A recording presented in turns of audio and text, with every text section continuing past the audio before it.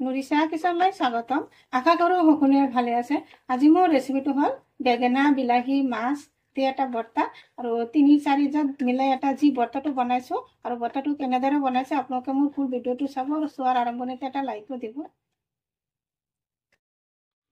বেঙেনা ভৰ্তা বনাবৰ কাৰণে মই এইফালে 2টা বেঙেনা লৈছোঁ আৰু কেইটামান কেঁচা জলকীয়া, এটা বিলাহী লৈছোঁ আৰু 1 পিচ মাছো লৈছোঁ। মাছটো আগতে ফ্ৰাই কৰি থৈছিলোঁ।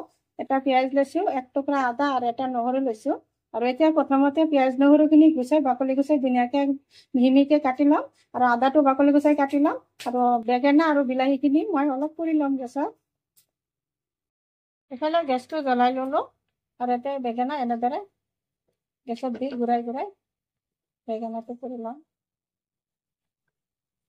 আৰু গেছৰ জুইটো হাই ফ্লেমতে ৰাখিছোঁ।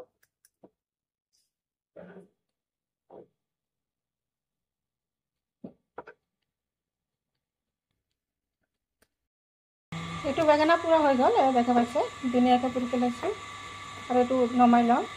ঠিক তেনেদৰে বাকী বেঙেনাটো এনেদৰে পুৰি ল'ম। এতিয়া পুৰি আছোঁ এই টমেটোটো এটা কাটা চামুচ দি এনেদৰে টমেটোটো তেনেদৰে কাটা চামুচটো এনেদৰে বিন্দাই দিলোঁ। এনেদৰে অলপ ঘূৰাই দি আছোঁ, ঘূৰাই ঘূৰাই পুৰি লৈ আছোঁ। জলকীয়াকেইটা এটা ষ্টিকত এনেদৰে বিন্দাই ল'লোঁ, বিন্দাই এনেদৰে পুৰি লৈ আছোঁ। জলকীয়াখিনি পুৰি ল'লোঁ আৰু ডাটাকেইটা এনেদৰে আঁতৰাই দি আছোঁ আৰু বেঙেনা বিলাহীখিনিও বাকলিখিনি গুচাই ল'ম।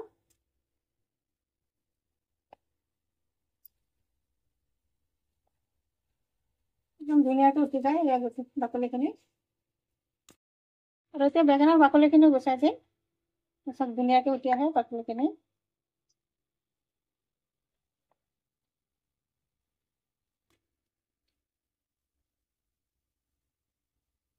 একদম ধুনীয়াকৈ উঠি যায়।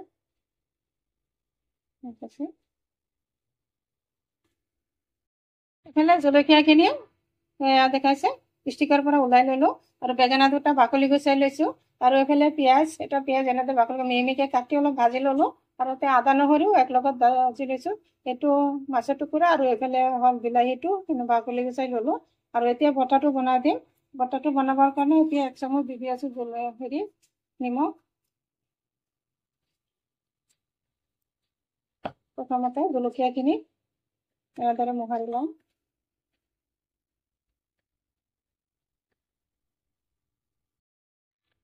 জলকীয়াখিনি এনেদৰে মোহাৰি ল'লোঁ আৰু এতিয়া ইয়াৰ পিঁয়াজ নহৰু আদাখিনি একেলগত মিক্স কৰি দিম। এইখিনি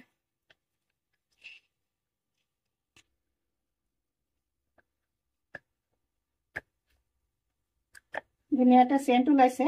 জলকীয়া ভৰ্তা যে কিমান ধুনীয়াকৈ চেণ্ট ওলায়, আগতে জিভৰ পানী ওলাই যায়। আৰু এতিয়া বেঙেনাখিনি বিলাহীটো ভাঙি দি আছোঁ। বিলাহীখিনি ভালদৰে ভাঙি দিলোঁ আৰু এতিয়া মাছটো ভাঙি দি আছোঁ। মাছটো ধুনীয়াকৈ ফ্ৰাই কৰি ল'লোঁ।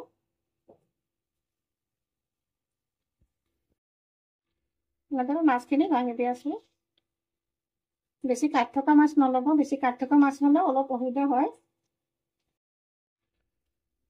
মাছখিনি ভাঙি দিলোঁ, গোটেইখিনি একেলগত মিক্স কৰি দি আছোঁ। এনেকৈ কিমান ধুনীয়া ভৰ্তা এটা হৈ গ'ল আৰু এনেদৰে ভৰ্তা হ'লে ভৰ্তা দি পেট ভৰাই ভাত খোৱা যায়। আৰু ওপৰত আৰু অলপ মিঠাতেল দি আছোঁ।